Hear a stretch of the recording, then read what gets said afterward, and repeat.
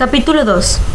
Y puesto que buscamos esta ciencia, lo que deberíamos indagar es de qué causas y principios es ciencia la sabiduría. Si tenemos en cuenta el concepto que nos formamos del sabio, es probable que el camino quede más despejado. Pensamos en primer lugar que el sabio lo sabe todo en la medida de lo posible, sin tener la ciencia de cada cosa en particular. También consideramos sabio al que puede conocer las cosas difíciles y no de fácil acceso para la inteligencia humana, pues el sentir es común a todos y por tanto fácil y nada sabio. Además, al que conoce con más exactitud y es más capaz de enseñar las causas, lo consideramos más sabio en cualquier ciencia.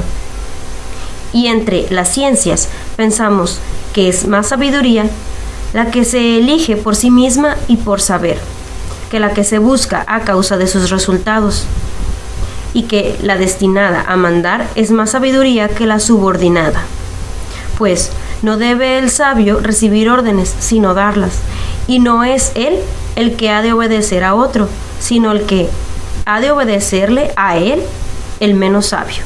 Tales son, por su calidad y su número, las ideas que tenemos acerca de la sabiduría y de los sabios, y de estas, el saberlo todo pertenece necesariamente al que posee en sumo grado la ciencia universal, pues éste conoce de algún modo todo lo sujeto en ella. Y, generalmente, el conocimiento más difícil para los hombres es el de las cosas más universales, pues son las más alejadas de los sentidos.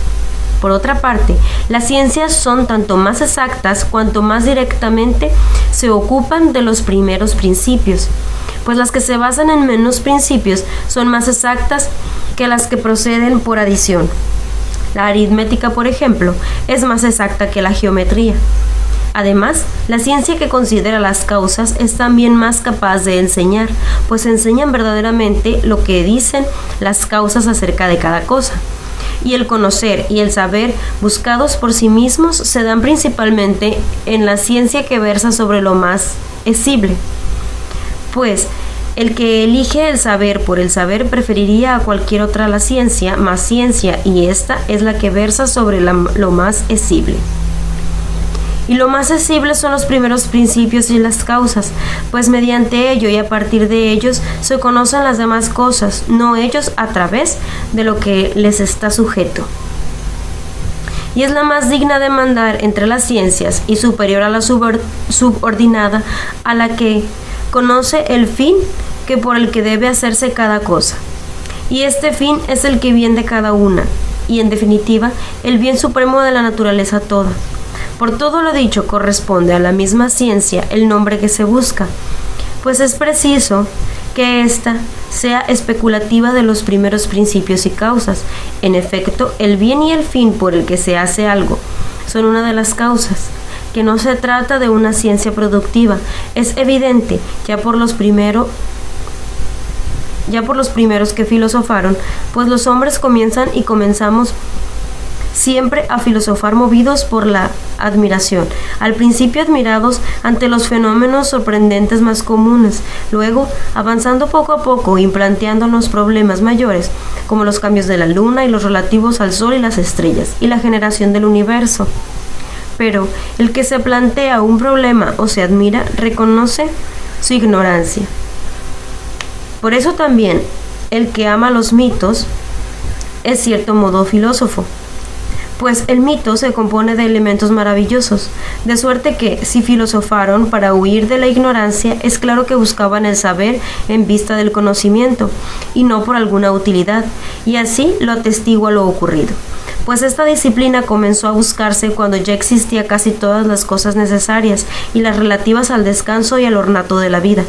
Es pues evidente que no la buscamos por ninguna utilidad, sino que así, como llamamos hombre libre al que es para sí mismo y no para otro, así consideramos a esta como la única ciencia libre, pues esta sola es para sí misma.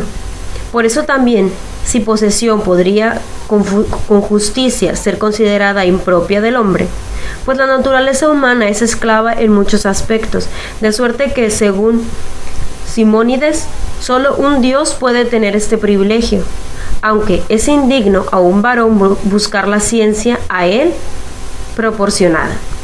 Por consiguiente, si tuviera algún sentido lo que dicen los poetas y la divinidad fuese por naturaleza envidiosa, aquí parece que se aplicaría principalmente y serían desdichados todos los que en esto sobresalen.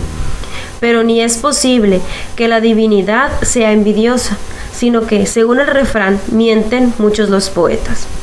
Ni debemos pensar que otra ciencia sea más digna de aprecio que esta, pues la más divina es también la más digna de aprecio, y en dos sentidos es tal ella sola. Pues será divina entre las ciencias la que tendría a Dios principalmente y la que verse por lo divino. Y esta sola reúne ambas condiciones, pues Dios les parece a todos ser una de las causas y cierto principio, y tal ciencia puede tenerla o Dios solo o Él principalmente. Así pues, todas las ciencias son más necesarias que esta, pero mejor ninguna.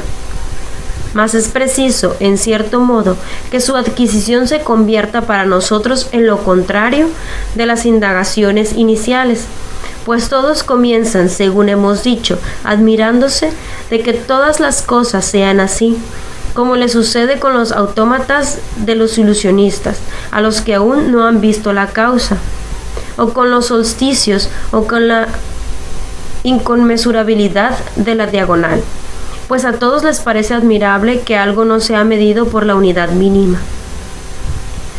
Pero es preciso terminar en lo contrario y mejor, según el proverbio, como sucede en los casos mencionados, después que se ha aprendido, pues de nada se admiraría tanto una geómetra como de que la diagonal llegara a ser conmensurable.